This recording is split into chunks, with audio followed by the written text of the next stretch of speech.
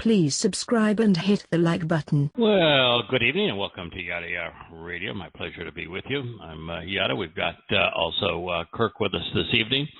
I want to bring your attention to the Yada Yahweh website so that you know where we are in our progress. It's just yadayah.com or yadayahweh.com. The 19 books up presently. There'll soon be 20 within the next few days. We have just completed the volume 5 of Yada Yahweh. So Yada Yahweh, just that series, has now In the Beginning, which is the creation story, the story of man, which is the a analysis of what Yahweh has to say about Adam, Towrah, and the garden experience. It's important because that's where we're headed. So hopefully you like that story because that's what eternity is going to be like. Then there's In the Covenant, which is our second book really on the covenant. This one is the most recently written. It just goes right to the heart of what the terms and conditions and the benefits of the covenant are, and it does a little bit more of an overview of Abraham and some of his exploits. And it does that mainly because it's important that we recognize that God's quite accepting of who we are, so long as we're willing to walk away from religion and politics and, most importantly, listen to Him. Then God will work around our inadequacies, if you will. Invitations is a very long volume. It covers the first 3, Moed Mikre, Pesach, Matzah, and Bakudim. Got a beautiful picture there of a dinner that I ate Passover a year ago, not this past Passover, but a year prior to that my wife fixed for us on the boat when we were still a bit of a vagabond without a home. It was a wonderful time, and so that picture reminds me of that. We now have appointments up, which is going to actually be broken into 2 different volumes.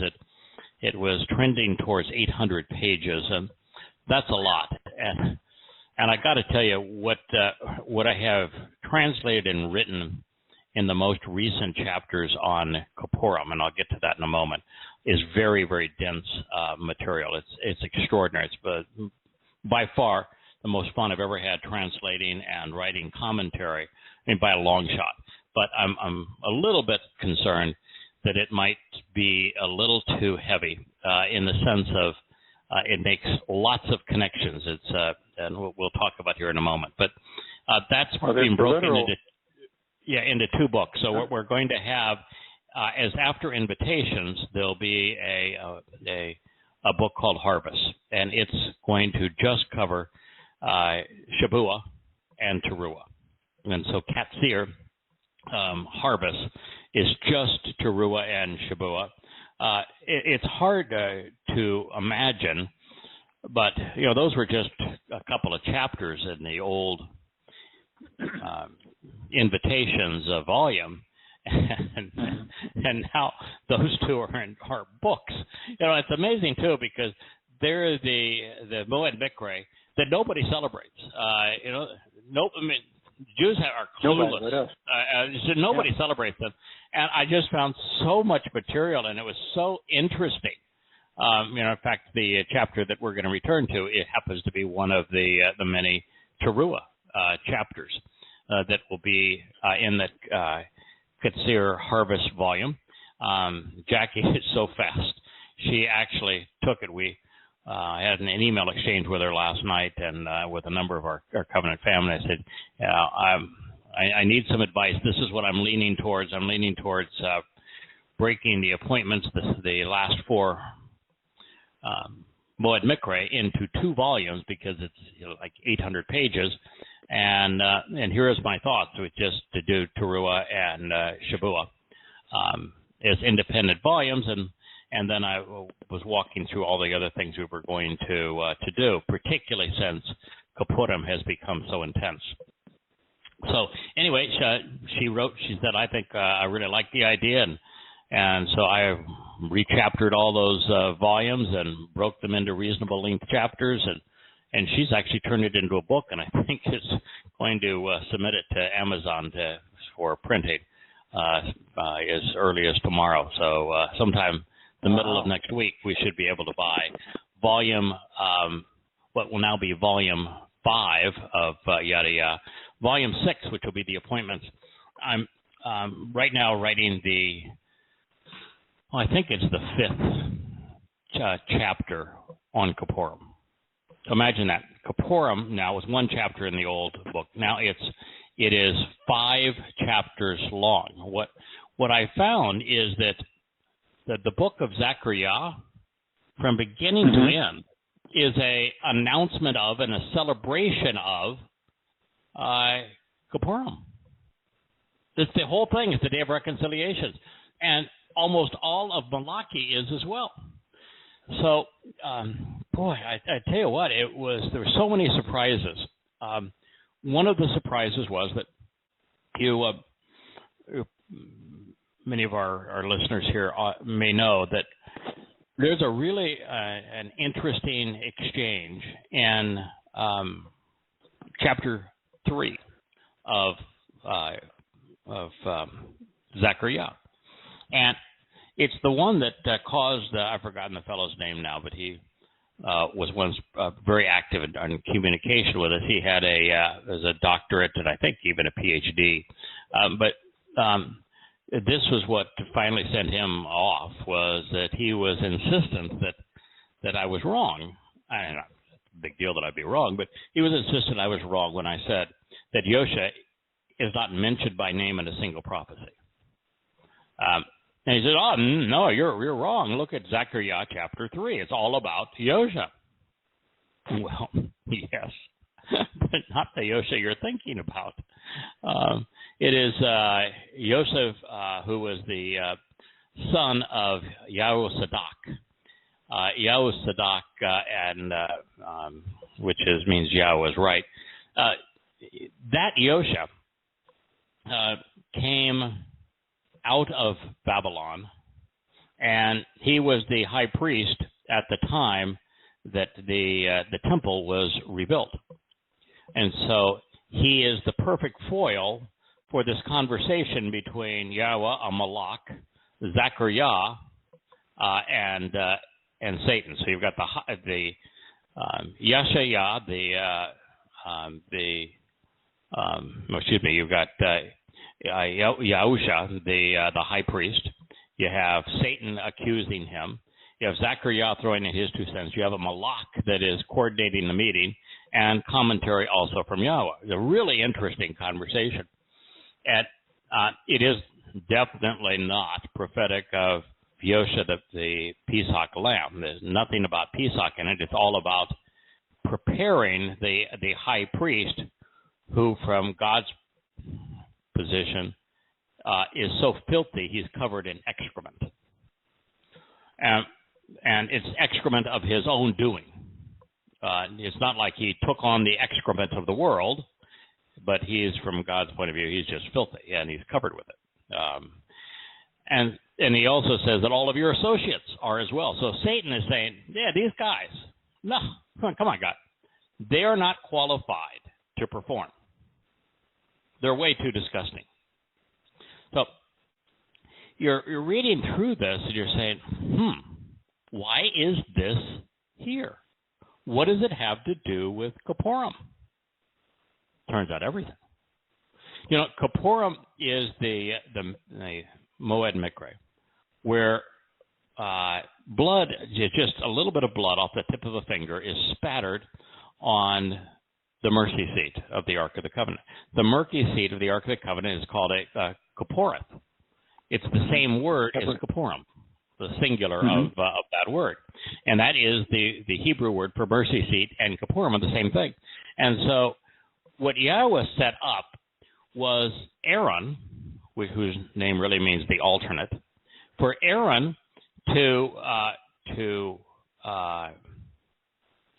slay a bull, which of course would be eaten by the community, for his own iniquity, because he did a lot of bad things, but the bull is just so interesting because what was Aaron's single biggest mistake?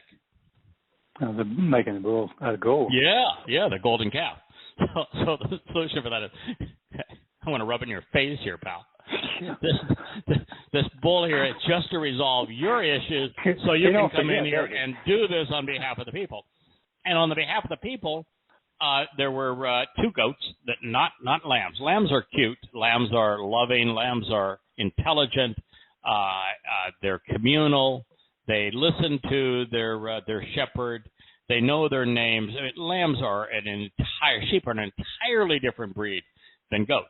Goats are ornery and obstinate and won't listen and can be mean. And so anyway, it's two goats, and one of the goats is a scapegoat.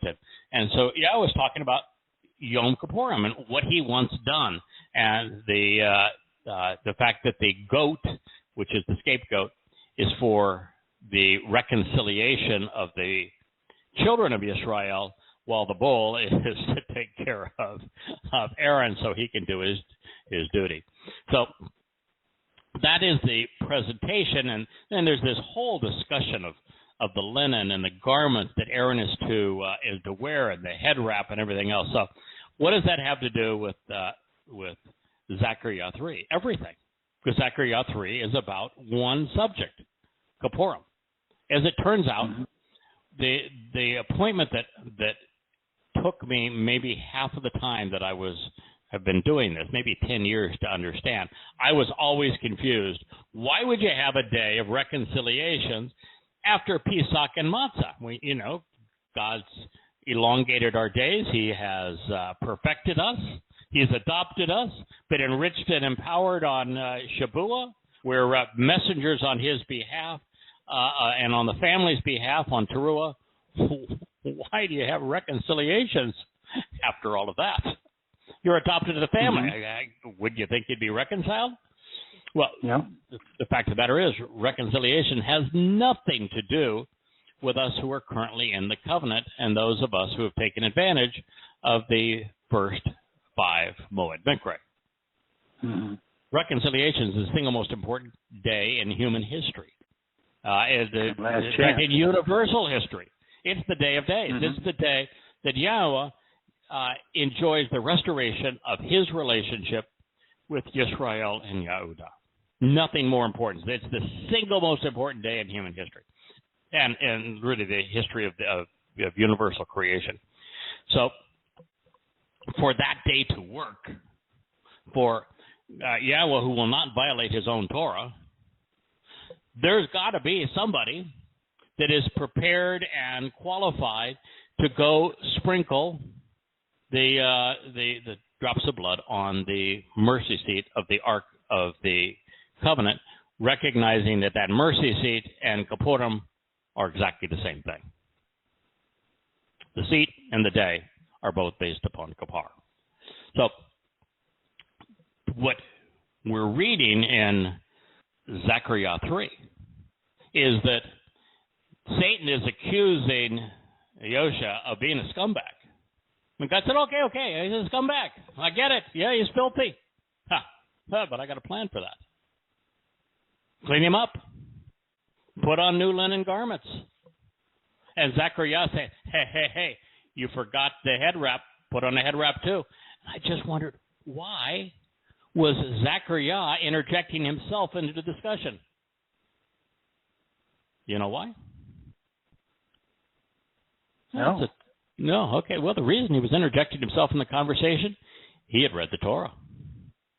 The Torah talks about all of the garb and the washing, the cleanliness, and everything that was necessary to prepare the high priest to be able to go in and perform on behalf of the children of Israel.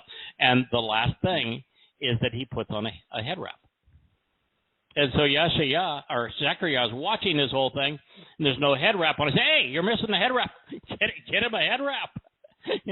That takes some major confidence to interject in a discussion between Yahweh, Satan, Malach, and the high priest. That, yeah. But so you gotta appreciate the fact that God chose Zechariah because he knew his Torah. And Zechariah got to demonstrate to us that he knew his Torah. And so that's what took me back to the Torah's presentation of what is to occur on Yom Kippur relative to the mercy seat, which happens to be, again, the same word as Kippurim. And when you view Zechariah 3 from that point of view, and then you recognize this is the funniest thing in the world. You know how Christians take every prophecy about Dode and they say it really belongs to Yosha? Oh, yeah. I've heard sermons on this about that. So this one, where the individual's name is Yosha, it's actually about Dode. So, but it does them one better. So it is actually named Yosha, but it's really about Dode. And what we find later in Zechariah is that Dode is the Renaissance man. Dode is going to be dressed up as the high priest. He's not going to become the high priest, but he's going to be dressed as the high priest. He is going to perform the responsibility that is necessary on Kippurim relative to the Kipporeth mercy seat to reconcile the relationship between Yahweh, Yisrael, and Yehudah. And it's all explained as you move through the text of Zechariah. And so to bring all those things in, it was just so exciting. And I thought, wow, how can it get better than this? And then I said, all right. You know, the last time I tried to translate Zechariah 4, I ended up just, I didn't have a clue. Yeah. I tried. Zechariah 4 is the presentation of the two witnesses. You might say, what do the two witnesses have to do with Kippurim? Well, turns out everything. You know, that prophecy that you've read so many times in Yahshua, make straight the approach of Yahweh. No, that's not how Christians say it, of course, but make straight the way of Yahweh. And, well, it happens to also be in Zechariah. And it happens to be throughout the prophets. Well, Yahweh is returning on Kippurim. So guess who's making that announcement? Do it again. The two witnesses. The two witnesses. Oh, I'm sorry, the two witnesses, yeah, because they're still there. Yeah, the two right. witnesses are making the announcement. And so as I'm now grappling with, all right, what is the symbolism here in Zechariah 4? And it will be, if it's not already up on the website in the appointments volume, it will remain in the appointments volume, but just a different place at it going forward. And thank you, David, for being so spectacular at making a wonderful interactive website that works both online in a normal browser on your computer and on a tablet and on your phone. And it's got all the books on the bookshelf, and you can click on any of them and it opens up and the chapters are on the right. It's really marvelous. But so thank you for doing that, and thank you for Jackie for, you know, I know there's no such thing as a saint, but if we could appoint a saint for Yada Yahweh, we would appoint Jackie. But what I found is that, oh wow, this wasn't complicated at all. This is magnificent. It is so abundantly clear who the olives are. And so I ended up going back because of the branch of the olive. We know one of the two. They're named. You know, it's Elia. The other one I didn't think was named. Yeah, sure enough, he is. The other one is named. And it's the whole reference to the olive is directly related to the sucker, which is that sucker sounds like a pejorative, and if it is, no, fine. But in an olive, sucker is not a pejorative. Sucker is what happens on an olive tree. If an old olive tree that the trunk is neglected and it gets too old and it just dies, or it's cut down, or something tragic has happened to the main trunk of an old olive tree, the roots are still provide nourishment. And so out of the rootstock, if you remember the prophecy of the, well, it's my favorite prophecy. And this prophecy is included in this chapter now because, lo and behold, the whole rootstock of Yeseh, one who stands out in notice, is interwoven through the two witnesses of Zechariah 4. And it explains exactly how we go from that rootstock back to Dot and the relationship with Dot. It's magnificent, and there's really only two things in the whole presentation. There's no bowl and there's no river. It's just two things: a menorah representing Yahweh, and two olives on either side of the menorah. One from the beginning at the sunrise, one coming in towards the end from the sunset. It is just so magnificent. And then you go into 5 and 6, and by the time you get to the end of 6, Yahweh is again through his prophet drawing our attention to Yada Yahweh. So it's a lot going on. It might be too confusing for most because it's one line, and then you've got to go to better part of a chapter and another book to say this is how this piece fits in here. But by the time you're done, most everything we've learned are pieces that fit into this puzzle that paint this spectacular picture that everything has been pointing to this one day, the Day of Reconciliation, Yom Kippur. So anyway, that's where we are, and I've got 2 more chapters to write. One more on the Yom Kippurim, which is what Malachi has to say about it, and then there's a chapter on Sukkah. And I don't know if that'll grow to more than one chapter, but that's the plan now. Following that, we have written in stone. What I'm going to do, this is just gives everybody an idea as to where we're going on this. Because, now we have 19 books up and soon to be 20 in the new format, completely retranslated, completely rewritten. What I'm thinking about doing, because written in stone is volume 5 currently of An Introduction to God. And so what I'm thinking about doing is to take An Introduction to God and have it only cover 3 things. The Word, which explains the nature of the Hebrew language. And I think it does a pretty good job for somebody who says, I want to understand the stems, the conjugations, the moods, the relational nature of the language, the fact that it's like light and expressive throughout time, and how you have volitional moods woven into it, the letters themselves and what the letters convey. So I think the word volume of An Introduction to God belongs there, and it's the only place where we have a whole chapter devoted to explaining Yahweh's name. And of course, then there's written in stone, which is the analysis of the 10 statements. But after that, particularly, the next thing will happen to be the covenant. But now we have 2 entire volumes on the covenant. It's volume 2 of observations, and it's volume 3 of Yada Yahweh. We probably don't need a 3rd volume on the covenant. Same material. Each time, I gave it a little different perspective, but it's the same material. We don't need a 3rd. So that doesn't make any sense. I certainly do not need the Mikre volume of Intro to God because, now we have 3 volumes. I think it's like 1,200, 1,300 pages just devoted to the Mikre. That's probably enough.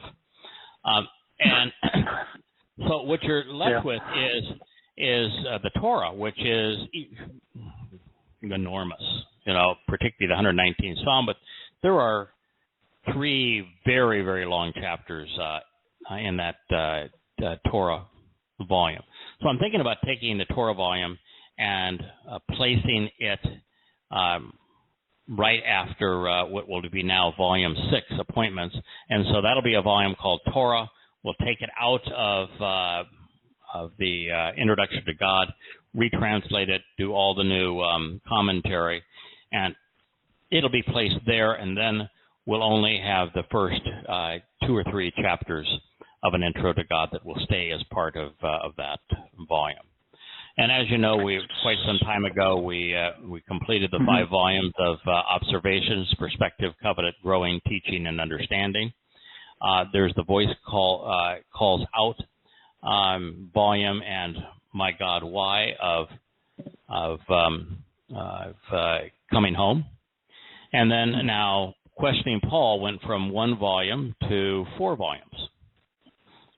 There's Liar's Lie, Torahless, Devil's Advocate, and Incredible. Incredible now has grown substantially because we put another 100 pages at the end of it with a review that I wrote recently, once again, on the Christian New Testament, because for Shabbat, we've covered a lot of this already. We'll do more later. Covered the book of Acts to demonstrate that there is no part of it that's accurate, because as Luke was telling the story from Paul's alleged perspective, not Paul, but Peter's alleged perspective about the fulfillment of Shabbat, and they didn't get anything right. I mean, nothing. Then at the end, for those that miss the old website that had the calendar, at the end of Mikra, and you could go through and you could see the years and then make your own decision as to when Pesach would be celebrated, and then also Towrah. Jackie and David were able to redo all of that and with all the same functionality, so you can actually see the level of light on the moon. You know exactly what time the moon is setting, the sun is setting, and so you have all of those tools and a rewritten God's calendar, which is currently at the end of the bookshelf. We're going to add a rewritten chapter of Yobel to it, and then may add some other material. But right now, it's sitting as a independent volume at the end of the bookshelf. So that is how big is intro? Intro to God right now is just 1 volume currently, volume 5. It won't be volume 5 down the road, but it's called Written in Stone. That's the shortest volume in the collection. And so what I'm going to do, as I said with Intro to God, is I'm going to rewrite the word and the name. I've already rewritten Written in Stone. And so whether that is 1 volume, 2 volumes, or 3 volumes, we'll see. But that will be all there will be of Intro to God, because I'm going to take I'm going to eliminate the covenant, because I'm not going to do a third presentation of the covenant. That would be ridiculous. And I'm not going to convey the Mikra, because they're already covered in such enormous detail. So that leaves the Torah volume, which I'm going to integrate into Yada Yah. All right, so that is where we are. It's yadayah.com, yadayahweh.com, and you can go directly to the books as well as to the e-books and to the printed books at Amazon, and there's direct links to the podcast to the community as well. So there's a whole lot going on there. All right. Wow. With that said, let's return to where we were, which was Yeshayah 56:12.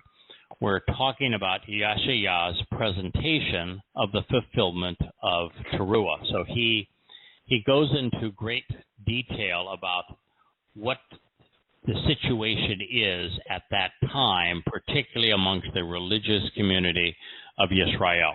And understand that right now, the Hasidic Jews, they represent about the ultra-Orthodox. They represent about 20% of the Jewish population, but they are breeding like rabbits. No, they don't work. And so with 7-8 children per family, they will be almost a third of the population of Jews in Israel by the time that Towrah will be fulfilled, certainly by the time that Yom Kippur is fulfilled. And you have a growing, more secular, but highly politicized group now in Israel. All of these most recent elections, where it was 4 elections to cobble together a government that actually includes right-wing conservatives and the Muslims. It's the strangest thing I've ever seen, and of course, every important vote is either deadlocked or they lose because they can't get the Islamic Party to go along with the conservatives, and they bribe the Islamic Party. I think it's $6 billion, so a god-awful amount of money for them to be part of this alliance, and they don't vote with them. So it's a real mess. But there is about a third of Israel now and will continue to be exceedingly political, and those who are political are ostracized from God. Those who are religious are ostracized from God. So God tells us just flat out that 2/3 of His people are not going to make it to Yom Kippur. They won't even be candidates for the covenant at that point. We don't know how many of the 1/3 that survive to the fulfillment of Kippurim and Yahweh's return. We don't know what percentage of those will be reconciled. All we know is that 2/3 of Jews have been excluded, all of the religious and all of the overtly political. So God's definitely keeping up with the current trends in Israel. He just happened to write it 2,700 years ago. We're going to pick up the story at 56:12. We have covered the dastardly dogs, so we know what God thinks of the rabbis. Come, let us consent to assemble together. Now, this is again God placing us inside of the mindset of the rabbinical community. Come, let us assemble together and agree to change everything around. Let us reach for and receive the wine, drinking permitted in alcoholic beverages to remain inebriated. Tomorrow will be like this day, with us more powerful and important, even more exalted and wealthier, exerting our power and influence. For those that don't do what I do, and I would encourage anyone else to do this. I'm probably a little strange in this regard, but I go to bed every night reading the Jerusalem Post on my phone. And I wake up, you get to be older, you don't sleep through the night. I wake up and I read the Jerusalem Post on my phone. And so I keep up with what's going on in Israel. And right now, the rabbis are just having a conniption fit. They want total control of everyone's life in Israel, and their big deal is, and they just lost the Supreme Court hearing, they want to determine who's a Jew and who's not a Jew. And you are or are not a Jew, not based on your ethnicity, based on your religiosity. Oh, wow. Oh, yeah, they've completely changed what Yahweh talks about in terms of the descendants of Jacob. That's an ethnicity. They want it to be entirely religious. So you're not a Jew from their point of view if you're not religious. And it's not just religious, because if you are a Reformed Jew or you are a standard Orthodox Jew, you don't count. Don't count. Oh, no, they would demean you and besmirch you and say dastardly things, and they do. And they're just foul, and they accomplish nothing, and they're not even employable. And yet they're stunningly rich. They have the government pay for everything, and then they charge people an arm and a leg for just stupid stuff. But you can't get married without paying them. You can't get divorced without their approval and paying them. You can't immigrate to Israel without their approval. It is control everyone's life. Even on kosher. Yahweh said almost nothing about what is set apart in terms of food. And in fact, and the body, and by the time Moshe is analyzing what God says, eat what you want, just be thoughtful about it. God has told you the things that aren't really healthy for you. Eat what you want, just be thoughtful about it. Well, of course, the rabbi said, well, proof that you need our Talmud is that God didn't explain how to be kosher.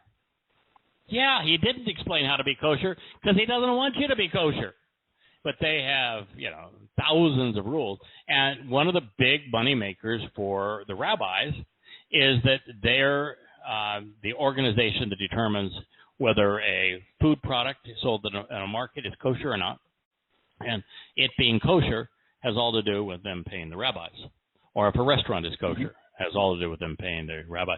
And the rabbis will even go as far to say is even if 100% of your food is blessed by us and therefore you pay us and therefore it's kosher, and even if you have us in here and we review your restaurant and everything you do in your kitchen is kosher, if you're open on the Shabbat, you're not kosher anymore. Not even kosher in the other 6 days of the week. It's amazing. And one of the things they say is that, can you imagine that one of the things that they say that they need more strict rules is that a person went into a kosher restaurant and they ate a dessert that had milk in it. Can you imagine how horrible it is that a restaurant that serves meat would also have a milk dessert? Oh, my God. Of course, they get all of that. For Yahweh says, don't boil the lamb in its mother's milk. God didn't say you can't have a piece of cheese or a glass of milk while you're having your lamb kebab. But these rabbis are just insane. And they've got this whole thing. If you're at home and you're making a meat dish and you spill a little bit of milk on the kitchen, you can't even clean it up. You've got to call the rabbi. These guys, God is disgusted by the way they look. He is disgusted by the way they act. He's disgusted the way they treat their people. And if you're stupid enough to be one of those 20% who is befuddled by them, God, good riddance. So they say, tomorrow will be like today, with us more powerful and important, even exalted and wealthier, exerting our power and influence. Yeah, I'm sorry, pal. Ain't going to be that way. Well, that's the toast of the rabbis. And with their bearded noses up in the air, they're going to fall flat on their tukuses. Unfortunately, tukus is a Yiddish word, so they'll understand what falling flat on their tukuses really means. They're going to soil their ugly religious outfits, and in the process, I was just going to let his people know that he despises those who claim that they speak for him. One of the greatest ironies in Israel, those who pretend they speak for God, and you should see them on, we have, when we're eating dinner, we'll play there's a news station that is just Israeli news and presented in English. And they're constantly showing these morons in their little black hats and their black outfits and little curly cues, and all they're doing is bobbing up and down in rhythm. Ba, ba, ba, ba, ba, ba, ba, ba. And it's like, I got no brains, and maybe if I shake my head, I'll find my brain. It's just revolting. Thoughtless. And they will say, all we're doing is we're studying Torah. Bull. They wouldn't even know what the Torah looks like. They have renamed the God-forsaken Babylonian Talmud the Torah. When they say they're studying Torah, no, they're reading their goddamn Talmud. And not just any Talmud, the Babylonian Talmud. And it's interesting, by the way, that means that the Jewish scriptures were written after the Christian scriptures. Christianity is not an outgrowth of Judaism. Judaism was written afterwards. In fact, Hasidic Judaism, the super Orthodox, that was actually created in the 17th, very, very, very late 17th century, early 18th century. and in Europe, by the way, in Poland. So there's just no part of this that makes any sense. Anyway, the undercurrent of both the Talmud and the Zohar is change, moving from God to man, from total freedom to complete control, from enlightenment to ignorance. But a new day is dawning. Yahweh is returning with Dode, and neither Yahweh nor Dode find stupid appealing, especially when these idiots are braggarts. Was there any one of the words there that you analyzed, Kirk, in 15:12? Well, one that was just almost comical in context. The Gadol, which is is where you read with us more powerful and important Gadol, translating Gadol. If you looked at the letters, you've got a gimel, a delet or delete, a wa, and a lam. So great in your eyes would mean that you are walking away from the Pesach door and empowerment and enlightenment and exponential growth, and you're walking away from being led by Yah and or / Dode, because he's a shepherd. He's Yah's number one shepherd. Right. If you look at on top of that, you have the root, which is the gimel delet, and which means the storehouse of material wealth, which can be positive or negative, but in context it would be rather negative because that's their gain. And then if you add another delet to it, you have another word that means to assemble together, to attack, to raid, and to invade. So why would you want to be powerful and important? Gadol. Beats the heck out of me. And one you like too is Moad, I think. That one comes out to be, from the root, it becomes smoke, mist, heap of dust, clouds of ashes or smoke. So basically, later I know you wrote they blow smoke, which is an overabundance of smoke or dust or mist. So the words don't betray; they support everything you say. Yeah, and what's interesting too is I was being fact checked by Mike, and he has this propensity now that if as he's looking up a word, something strikes him and says, I bet that would be interesting to pursue. I had written a little bit about what each of the religious Jewish texts are called. And we'll cover this in an upcoming chapter. Every single one of them, they're being so blatant. It says, we're lying. Yep, that's us. Yep, we're unfaithful. We're going to own it. They named each of their books of, yep, I'm lying. Really? Yep, I'm a whore. Call me a whore. I'll own it. Yeah, every one of them. It's amazing. Intoxicated by their own sense of self-worth, their own words, their own religion, and political schemes, Israel's leadership, especially the exalted ones, the rabbis. Oh, they just love the chief rabbi, have controlled Jews so long. They can't imagine this ever changing. And yet, during the Mikra of Towrah, as rabbis think they're ushering in the Babylonian New Year of Rosh Hashanah, their worst critics are going to vanish. What then?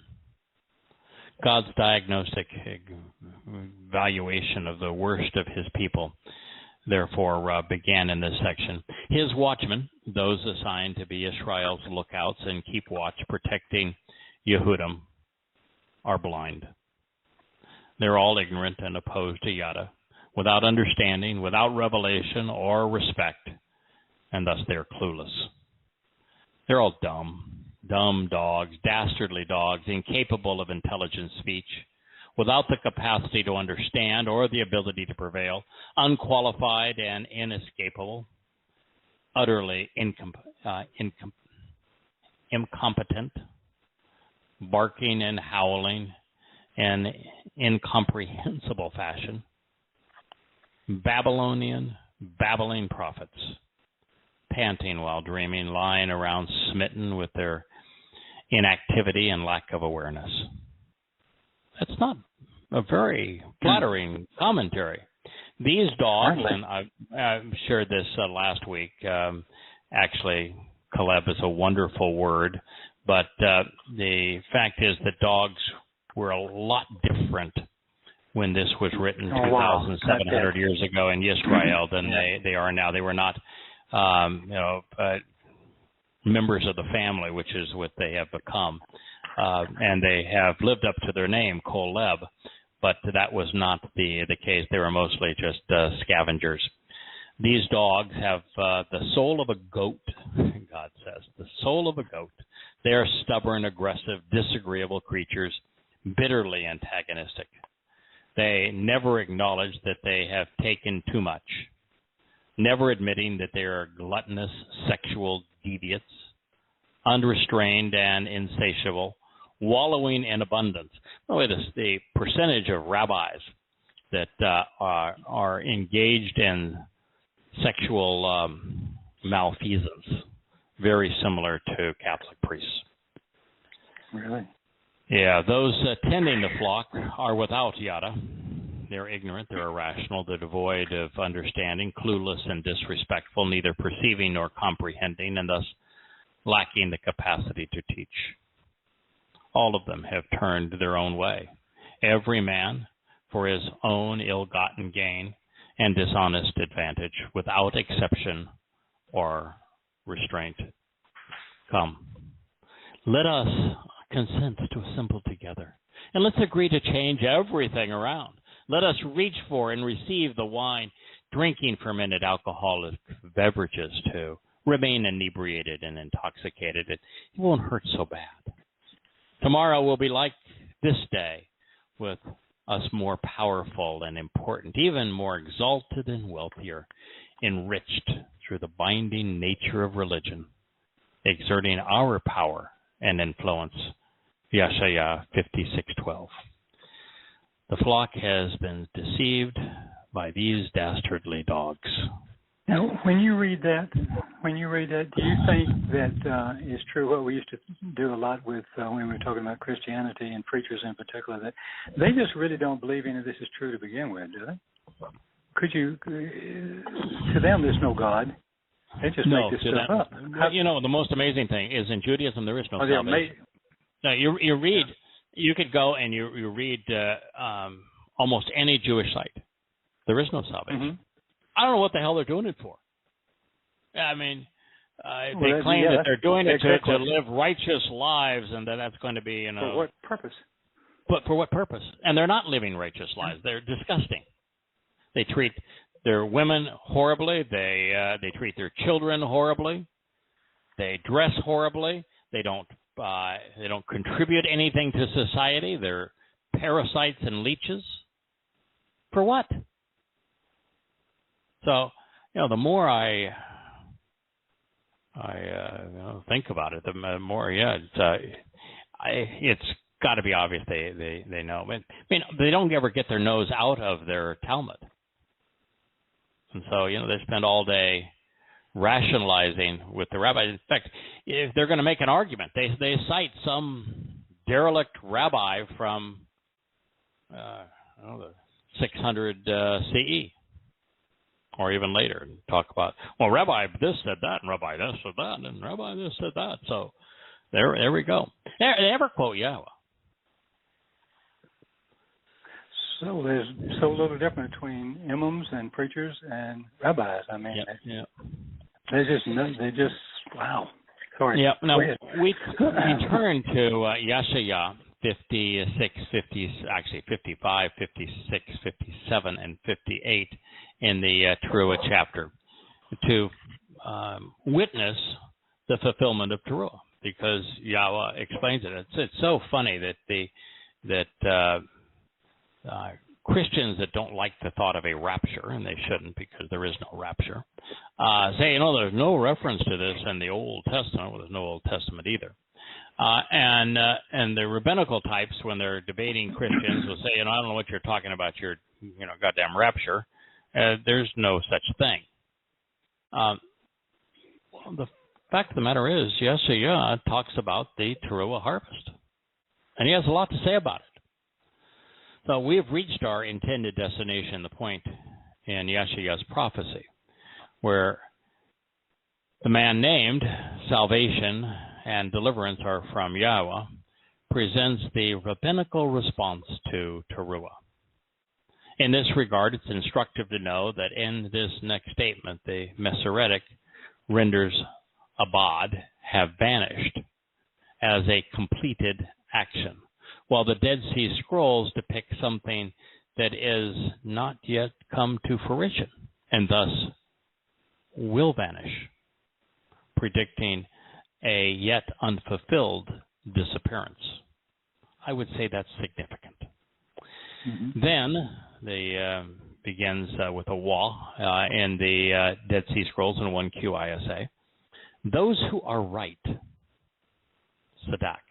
You know, again, you want to capitalize on what Yahweh is offering. You want to start with Sadak, be right. And it's not that big a deal because it's an open book test. He gives you all the answers. Then those who are right will vanish. Their whereabouts unknown.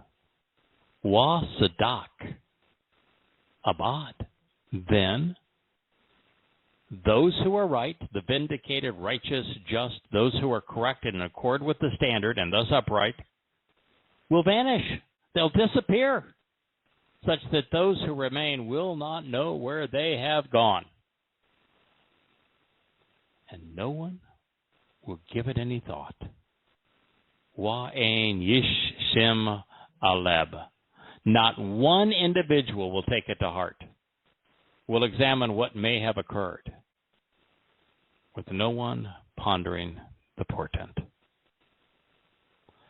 Loyal and devoted individuals, this is Ish Chesed, the most steadfast and relationship-oriented people, will be harvested, gathered together and taken away, asaf. They're going to be withdrawn as they are escorted away, removed from their places and transported to a new location and state. State, we don't mean the state of Mississippi versus Alabama.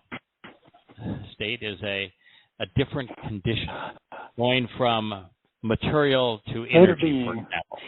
Yes.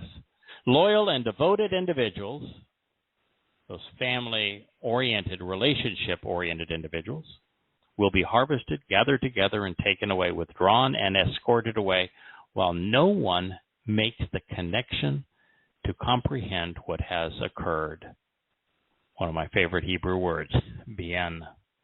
Ba-ein bien. Without anyone comparing this prophecy to what has transpired so that they understand. Not a soul realizing what happened. I was sharing at length that I'm personally excited to have recently completed this chapter on Kippurim, analyzing Zechariah 1, 2, 3, 4, 5, and 6, and then also later 12 and 13. And every bit of it, to understand, requires us going to a previous prophecy, whether it's that magnificent prophecy that brought us all together in 2 Samuel 7, or whether it's the actual presentation dealing with Kippurim and the mercy seat on Kippurim. No matter if it's the prophecy in Yahowah 11 about the choder sucker, it all fits together if you make the connections. And that is what God's people are failing to do. And you can know a lot of stuff and understand nothing if you don't be in.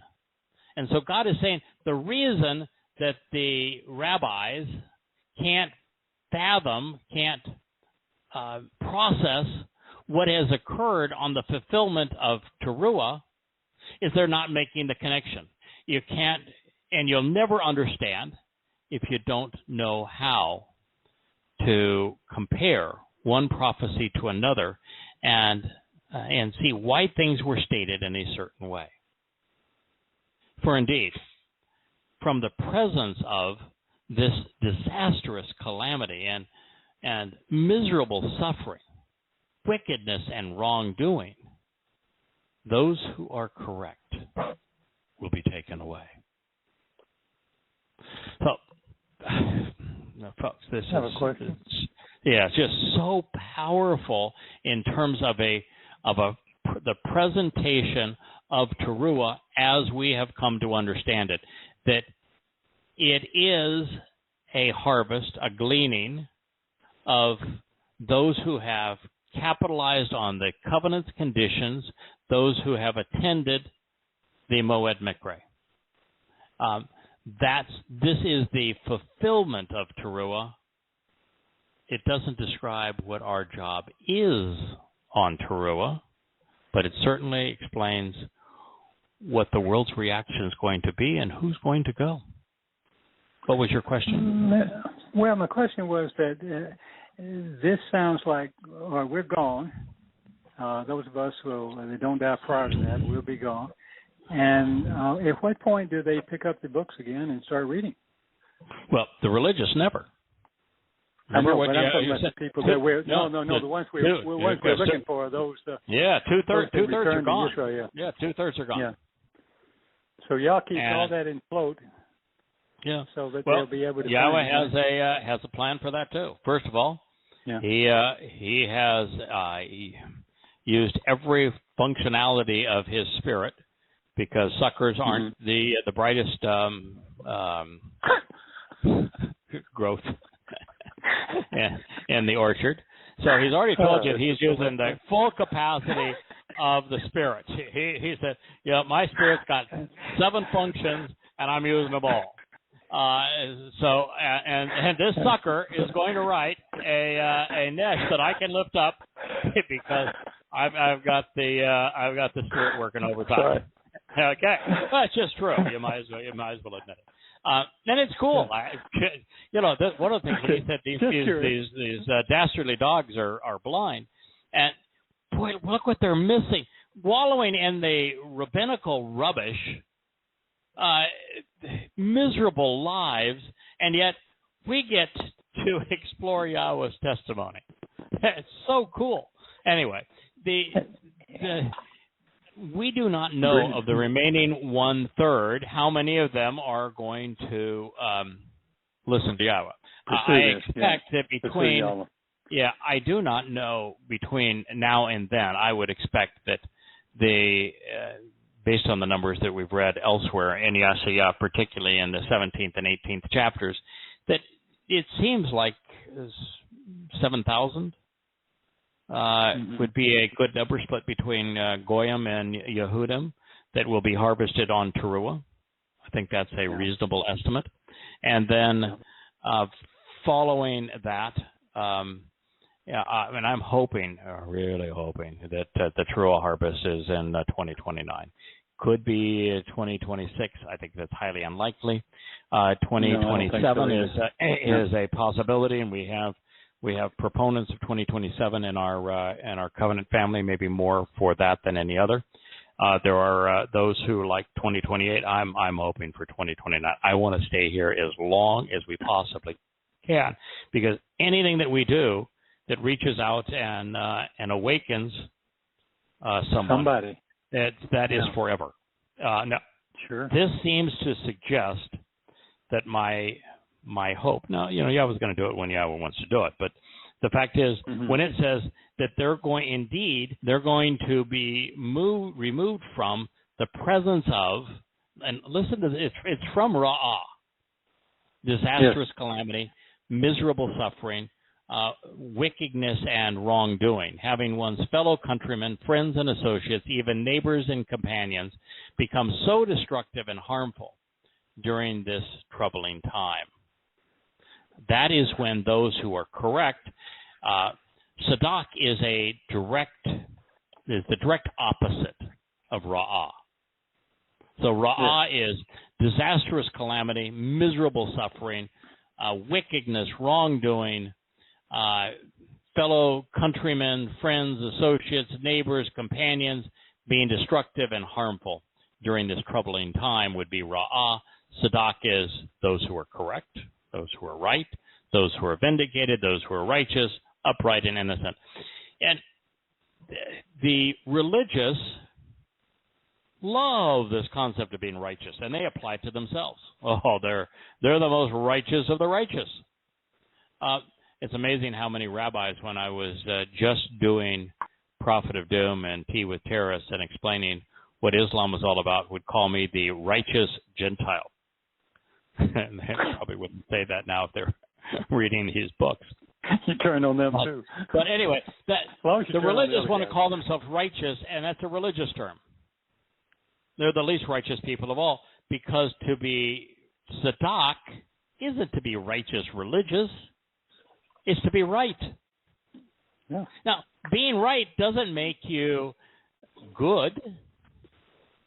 Being right doesn't make you anything other than correct. And with Yahowah, being correct is enough. It's a big deal. He wants. Be correct. Know my name. Know my name. Know my covenant has conditions. Know what those conditions are. Accept those conditions. Know that I have invitations. Attend those invitations. Listen to me. Yes. Listen to me. Yeah. I was writing a chapter not several days ago, and I was writing and said, I've been doing this now. I do it anywhere from a minimum of 8 hours, some days 14, 16 hours, and I do it 6 and 7 days a week.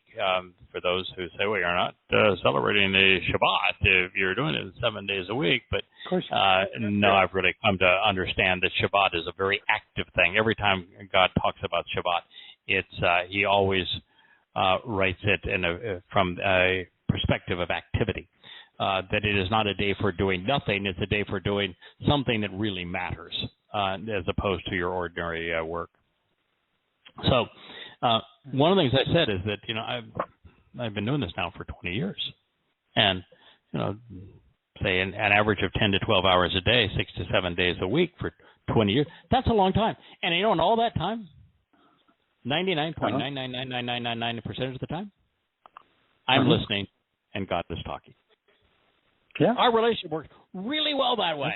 It's not that I'm quiet, because once I listen to him, I'm in a position to share with the family. So I get to talk, and I'm sure he's listening, but I'm not talking to him. It's like all those Christian prayers. I remember how stupid I felt sitting in front of a group of people, and and I'm allegedly talking to God. That's how they group prayers are. God's not interested in listening to me. I mean, come on. Our relationship works, and I'm actually communicating a lot to Yahowah, even though I'm saying virtually nothing. Because what am I going to ask God for? I live on an island with potholes. I don't want a Ferrari. I have the most wonderful woman in the world as my wife. I'm not looking for a girl or a woman. What am I looking for? I don't. I'm not going to go out and play golf for a living. So, having good hand-eye coordination really isn't going to be very helpful. I wake up every day. I live in paradise.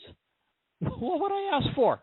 And am I going to ask him? Would you please help me understand this passage? Well, what do you think I'm doing all day? Don't you think that's the purpose of the Spirit and his words? I mean, what are you going to ask him for? So, no, I listen. He's a really effective communicator. And when we figure something out, like, again, I'm not certain that I've written recently in these Kippurim chapters is going to appeal to everyone, because you got to be focused, because there's a lot of connections that we're making here. But it was so exciting for me, and as I shared with Zechariah interjected himself into a prophecy in Yahweh's presence. They say, hey, you forgot about the head wrap. So the reason I bring that up is God wants us to interject ourselves into his revelation. What do you think the book of Devarim is? The entire book of Devarim is Moshe having listened to God, sharing what he learned so that the people could understand it. So God wants us to interject ourselves into it. But the way that we do it when we're studying his word is we get all excited when we find a new insight, when we see a connection that maybe no one has found in thousands of years. And we get to celebrate that. And the way we get to celebrate it is share it. So there's a lot of give and take in communication, but it doesn't work with us praying. We just don't do it. There's no... And I think it's demeaning. Just think how demeaning that is. God, who constantly says to us, listen to me, listen to me, listen to me, listen to me. Yeah, constantly, listen to me. They don't listen to me, you ought to listen to me. They don't listen to me, you ought to listen to me. Just think of what we're effectively telling God, that we think of him, that rather than listening to him, we'd rather talk to him, that our feeble understanding and desires are somehow going to be more useful and beneficial, 99.9999% of which are wrong, than listening to God? I mean, he's going to say, what the hell's wrong with you? Why are you talking to me? You don't even know who I am. Why would I listen to you if you're not willing to listen to me? As a matter of fact, in Zechariah, God says exactly that. Wow. When I talked to them, they did not listen to me. So then when they cried out, I did not listen to them. I listened to them. So that's the way I think this should go. So what this is saying is that the Towrah harvest is going to be in the midst of of Ra'ah. I therefore think we're going to be in the midst of Ra'ah, and to be in the midst of Ra'ah, I don't think this is happening in 2026. I'm hopeful it is not in 2027. My preference would be 2029.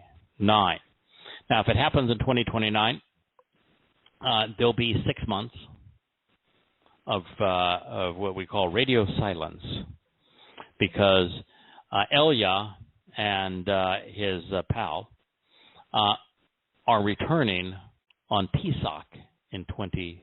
Mm-hmm.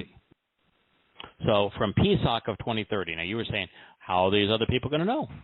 Well, we're going to leave the legacy of our printed books. We're leaving the legacy of all these websites that were on. Our website is now beautifully presented. We have the websites, we have the books, we have the audio programs that we're leaving. That's a huge reason we're doing this. And also all of the sites that are supportive sites to Yahweh's message. But within a matter of 6 months of the time that we're gone, these two witnesses actually stand before Yahweh. And they're not just operating on their own recognizance. No. That at the time that they're speaking, there's this giant flying scroll that hovers overhead, the Torah. So the two witnesses are speaking before Yahweh with the Torah elevated above them. That's pretty powerful. Wow. So, if you're in Israel and the world has turned against you, and you've got these two guys, and one of them happens to be Elia, crying out loud. It's so funny because rabbis, anybody that is a Orthodox Jew and they're celebrating Pesach, they always set a place for Elia at Passover. Always at Passover. The only time they do it, they set a place for Elia. And sure enough, it's Elia that's coming back on Passover. So that's in 2030. So this is saying, then, those who are right, that is the key, right, will vanish, their whereabouts unknown. And no one will give it a second thought. Loyalty and devoted individuals will be harvested, gathered together, and taken away, while no one makes the connection to comprehend what has occurred. For indeed, from the presence of this disastrous calamity and miserable suffering, such wickedness and wrongdoing, ra'ah, those who are correct will be taken away. Let's just say that the political and the religious can't figure it out, because that's what God said. They're not going to. Yeah. But by this time, we know that there is going to be a major returning to Yahweh. And so of that 1/3 of the remnant of Israel, I'm hopeful that the numbers are significant, that there will be many who turn to Yahweh. And I understand, God is not into the numbers. Whether it is another 7,000 or 7 million, this is not an issue with Yahweh. Yahweh wants to have a wonderful eternity with his family, and a family of 7,000 is just fine with him. If it's a family of 7 million, that's just fine too. It is what it is. And they got there's 1,000 years to produce babies. Yeah, and there's also the possibility that this last bunch go into the 1,000-year celebration of Sukkah. And so there's a lot that's transpiring. There's a lot we don't know at that point. And so there's going to be different being one of those that is harvested on Towrah and one who is not. So that's Yeshaya 57:1. It may be one of the most profoundly important passages because of what it reveals about what's going to happen on this day. So Yahweh, fortunately, is a gentleman. The covenant is his family, and he is not going to expose his children to the worst man has to offer. That is why we're being removed. I don't want to be around here when 9 out of every 10 people are annihilated. And it's not God doing there is a time where God is doing the annihilation. Up to this point, it's not God doing the annihilation, it's man killing his fellow. People killing people. Yeah. When he returns, let it be known, Zechariah says it explicitly, all of the humans who have come to war against Israel, against Jerusalem, are instantly dissolved. Everything just dissolves. So God is going to put an end to a militant world, but up to this point, those who have died have killed themselves. Mm-hmm. Yeshaya, Isaiah 57:1, is predicting the Towrah harvest. It's revealing that only those who are correct will disappear. They will be withdrawn, so they will not have to endure the impending calamity known as the time of Jacob's troubles. Not only will these Sadak, right-minded individuals vanish, their whereabouts will remain unknown to those who are left behind. And that is bewildering. Just absolutely flabbergasting. Because the answers are so clearly delineated in this prophecy. Once those who are correct about God and thus vindicated are gone, no one's going to give them a second thought. The prophetic portent of this event is among the most important in human history, with covenant members being escorted into heaven. Yes, no one's going to be the wiser for it. Those of us being asaf, harvested and taken away on Towrah, will be withdrawn from a troubled world, going to be transported to a better place. And we will be transformed to a superior state of being. Even though we're going to leave this written legacy, one of the reasons that so few notice is that our chesed, our loyalty and devotion, is to the one they do not know. We are focused on our relationship with Yahweh at a time when they are consumed by their religion and politics. We will not be among those the rabbis value, but instead discount and disparage. Our values will be in conflict with theirs. Since Yahweh is clear, let's be resolute. This is an asaf. That means it's a harvest. Mm-hmm. And it is, therefore, the fulfillment of Towrah. Katsir is the harvest term used for Shabuah, asaf for Towrah. It will occur no sooner than the first day of the 7th month in year 5993 Yah, which is September 11th, 2026. September 1st or October 1st, 2027 are possibilities.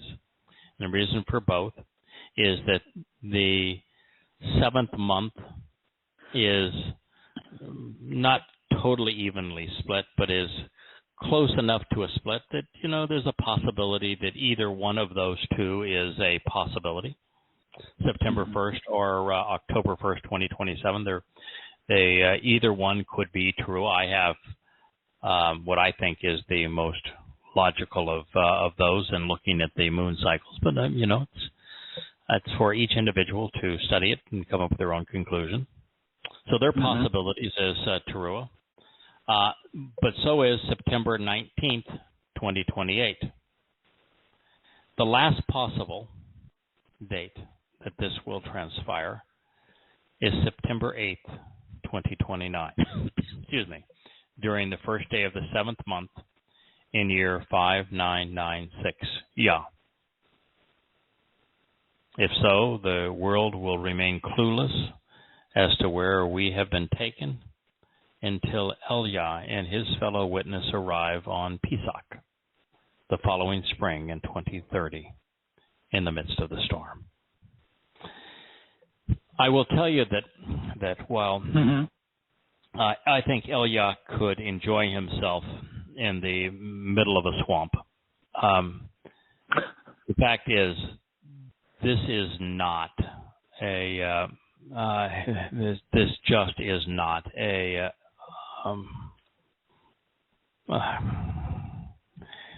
this is not a job you want. And Elia will take this job because it is what he lives for. But quite honestly, while Elia was spectacular in terms of his sarcasm and taking on the prophets of Baal, the Lord, and Asherah, Astarte, the Queen of Heaven, Mother of God, and he took on the Queen Jezebel and her husband and Yehuda, and mocked them to their face. But when you actually read the whole scene around it, he's just so disgusted by them. He's just, what in the hell are you doing with me? You just get out of here. He's doing this job, and he's doing it exceedingly well. But understand, if you got a relationship with Yahweh, as we do, if you are a student of his testimony, as we are, if you love him as anyone who is part of his family does,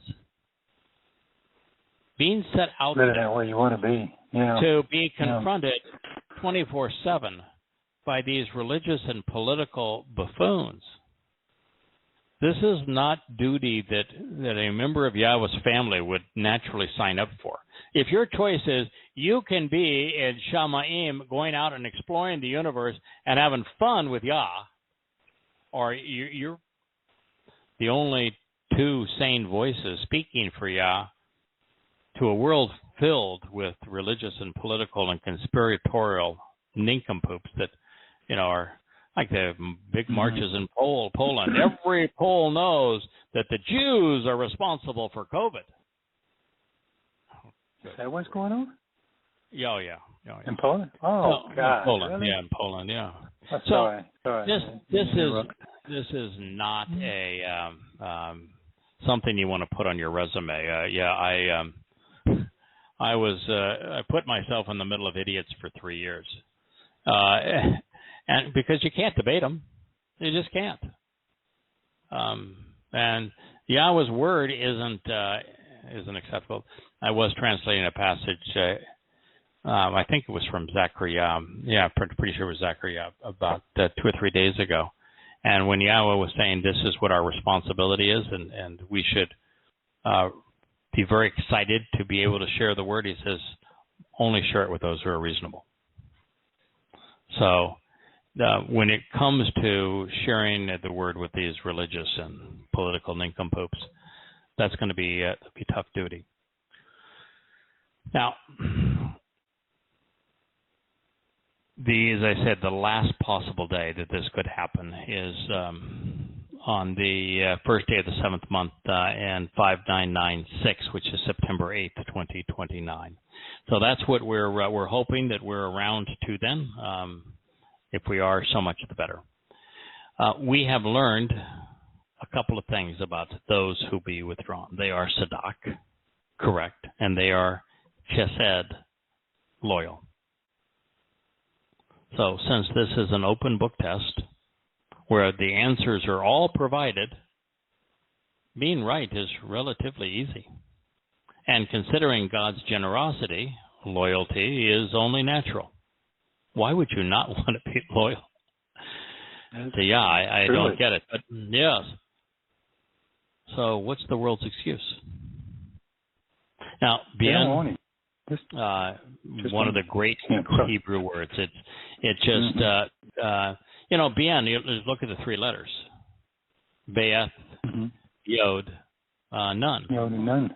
So you've got the doorway to just the whole home, but it's one. The Be'eth means family and home with a single entrance into that family and home. So the family and home comes by way of Yahweh's hand, which is the Yod, to those who are rooted in His word and who are growing as children. So we are children who grasp Yahweh's hand to be part of His family. Bien. Yeah. A pretty cool word. Yeah. Oh yeah, absolutely. Yeah. Hard to beat that one. Mm-hmm. It's one of my favorite words. I view it in connection with which I've shared before, dot-to-dot puzzles. I adored them as a kid. I really did. I mean, you always knew what it was going to be, but I was still amazed when it all came together. By connecting the dots in the correct order, a picture emerged out of a sea of random points. Bien is the Hebrew word for understanding. It reveals that to go beyond knowing to comprehension, we must make proper associations, coming to appreciate how one thing leads to another and how they are all related. In this case, to properly assess who was harvested, by whom, and why, one would have to make the connections from this prophecy to the fulfillment. And since God said it's only those who are correct that are being harvested, if you're not a nincompoop, and you're going to say, okay, only the people that were correct are harvested, what did those people have to say? Because it must have been right. Well, we've left quite the legacy. Both of these audio programs and, more importantly, the books. No, the books. And understand the books are a big deal. Yahweh loves to communicate in writing. He wants us to communicate in writing. You leave not only a more enduring legacy, one less susceptible to being misappropriated. But the advantage of writing is you can be so much more involved when you read something. You can read it more swiftly or more slowly. You can learn at your own pace. You can search engines. You can verify anything. Put a word into the search engine and say, does it really mean that? And then you can do your own concordance search. So Yahweh loves the written word, and that is why the books are more important than the shows. Oh yeah, what a tool. Yes. Yeah, the triggering event is going to be Ra'ah.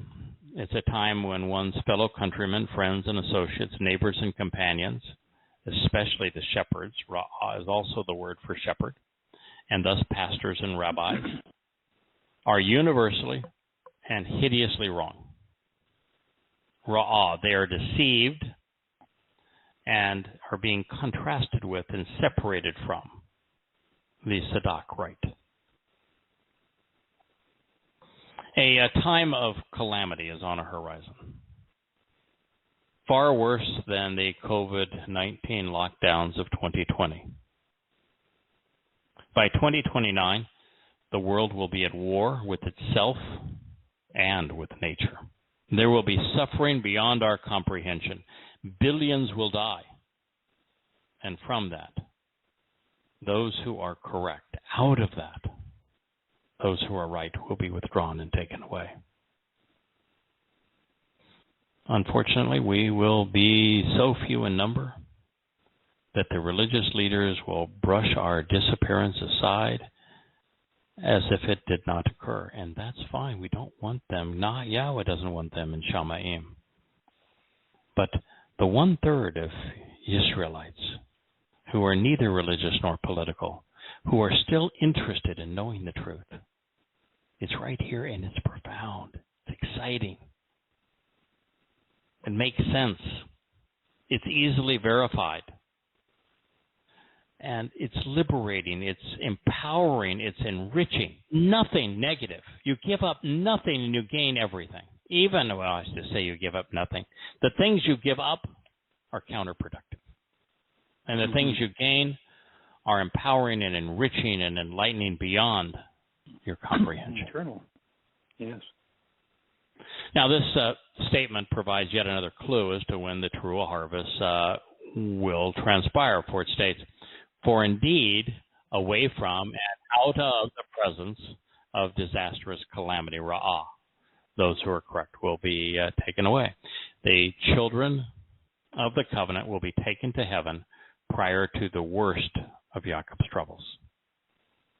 This timing is also reinforced by Yeshaya 17. There we're told that this gleaning would occur after the fall of Damascus, when Yisrael is thinned at the waist. What is that senile president of the United States, what is he saying? Oh, yeah, we want freeze all the settlements because, good God, building a house, that's way too confrontational. We can't have Israel building houses to counteract Islamic terrorists. No, no, no. Don't do that. And what we want is a two-state solution, which is to say we want the final solution. Because after that two-state solution is imposed, we will find exactly the same thing as happened with Neville Chamberlain and the state solution with Czechoslovakia that led directly and immediately to World War. So we're told that after the fall of Damascus, Israel will be thinned at the waist. And that is, of course, indicative of imposing that two-state solution, making Israel indefensible. Therefore, before our departure becomes imminent, we will know which of these 4 days in 2026 through 2029 this harvest will occur. And in the interim, rather than saying, gosh, I really want to know if it's going to be 2026 or 2029, doesn't matter. Why spend the energy or the time just to rule up a storm? You know, we know the timing is this, but that's not the purpose.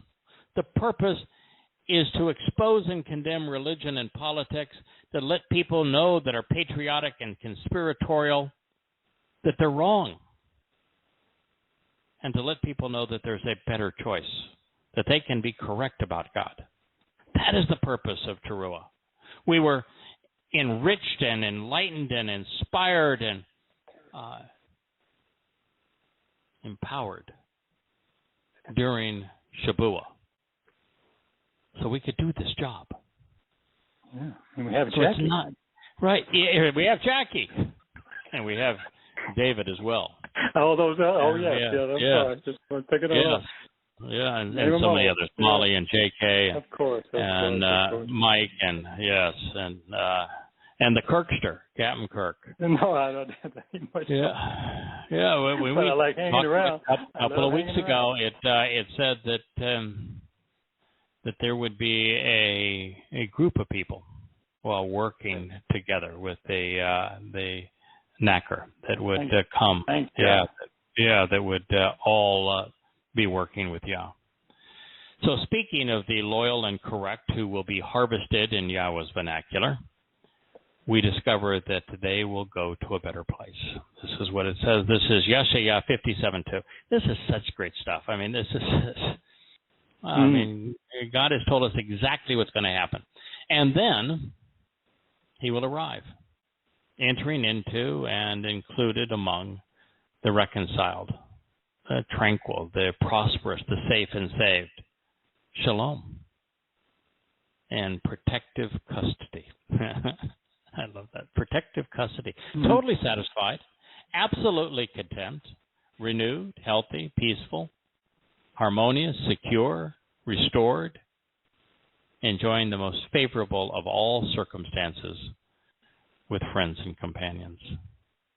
For us that are so intricately involved in the written and audible presentation of Yahweh's word through Yada Yahweh and Yada Yah Radio, and the websites and the books and the like. I am convinced that at this moment we're retired, and it's a job that we have done. I think Yahweh is thrilled about it. He's told us that. We covered that in our last program. He's very happy with what we have done. There'll be a grand celebration over it. But we're relieved of duty. Dod's in charge. Israelites, particularly Yehudim, will be put in positions of authority. I don't think we have any responsibilities then going forward. Yahweh's going to integrate his Torah inside of everyone. They're all going to know Yahweh. And so I'm hoping that after there is a brief celebration, just because that's Yahweh's nature and he likes seeing his family celebrate. So after we have a celebration where we get to witness all of those that have come to know Yah because of what we have done on Yah's behalf, from that point on, I think that we're going to be quasi-retired. Now, quasi-retired because I was wrong about something. I've been wrong about a lot of things, but I've said on this program that Yahweh doesn't need people to be building his home on Mount Moriah, that the millennial residence, that's called a royal residence and temple, that is being built by Yahweh. That's not entirely correct, and I should have figured it out, because what does Yahweh do on his own? He does everything together with someone. Almost nothing, right? Yeah, and he don't like work alone. Yeah. I mean, why is Yahweh bringing Dode back? Because he loves him. He likes working through him. Why did Yahweh decide he was going to go into Egypt and reveal his Torah with an 80-year-old dude? Because he likes working through people. And so the royal residence? So why would that change? Yeah. All of those who are reconciled unto Yahweh at this time are going to work together. We're going to build it together. We're going to have sweat equity and the royal residence of Yahweh. That's pretty cool. Can I paint a mural? So you can paint a mural.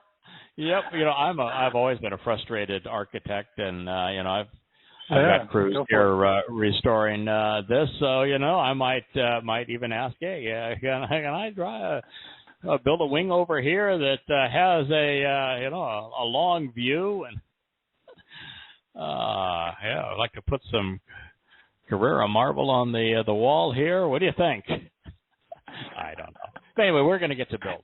the royal residence. Yeah, the royal residence. And it's a word that is more royal residence than it is temple.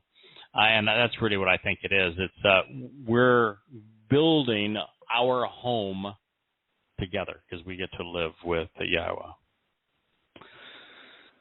And then he will arrive, entering into and included among the reconciled, the tranquil, the prosperous, the saved, the shalom. And they will be spiritually allied, nuach, within his restful environs, his mishkab, his lodging and furnishings, designed for comfort and rest, walking in a manner which is right, honest, fitting, and proper, halak, nakoach, with her.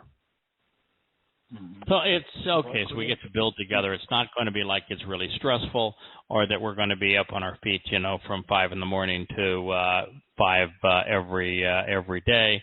No, there's going to be a lot of this that's just restful and comfortable, and a time for reflection and thoughtful mediation. That mishkab is from my, to ponder the implications of shakab, a restful place and situation, and possibly mishkan, a dwelling place, a home, and a tabernacle. So that is where we're going. We're going to arrive reconciled, tranquil, prosperous, safe, and saved. Shalom. And so long as we're shalom with Yahowah, the rest of it's going to take care of itself quite nicely.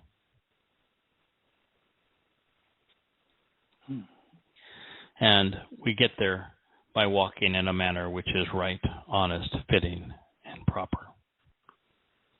So now that we know who will be taken, from whom, and when, even where, all of that has been answered for us. God has told us who will be taken on Towrah, those who are right. From whom? From the Ra'ah, the religious and political and conspiratorial, those who are wrong. And when? It's going to be in the years between 2026 and 2029, hopefully 2029, on Towrah.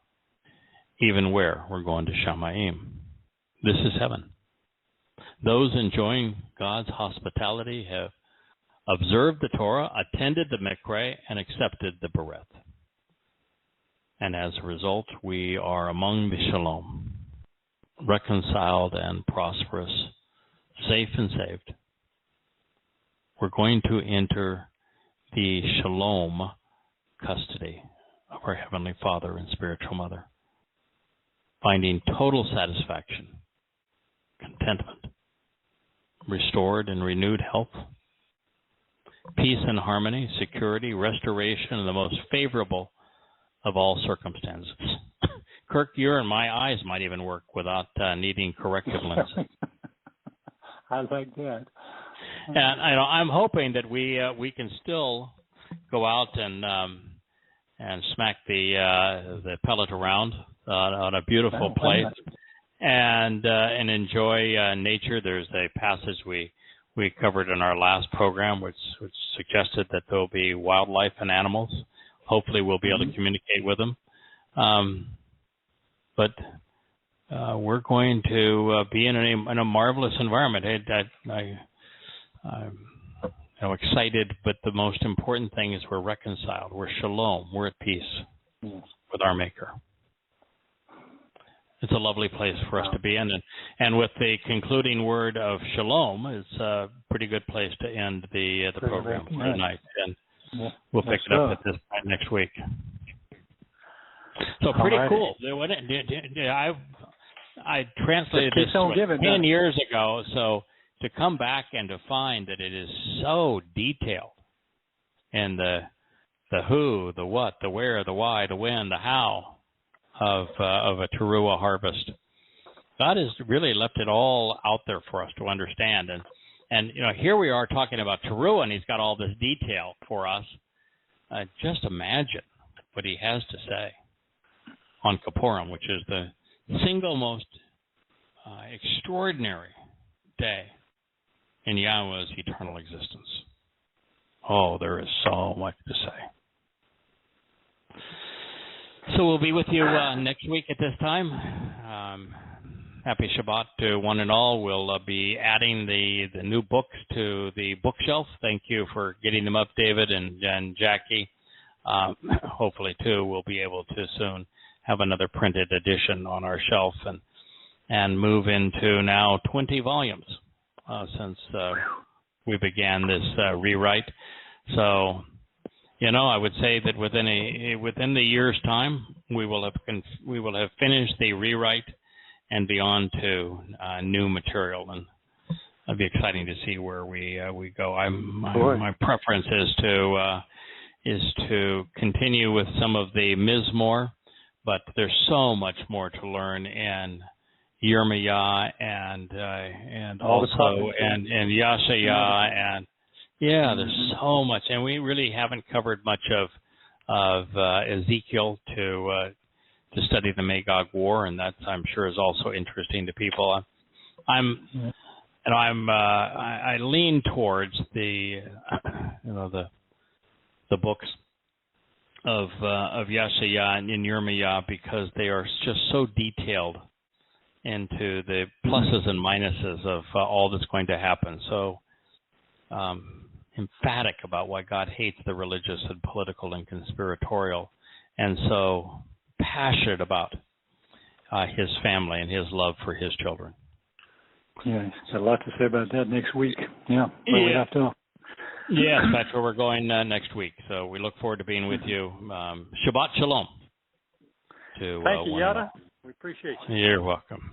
Thank you, Kirk. Good night, everyone and all. Okay, very Bye. good night.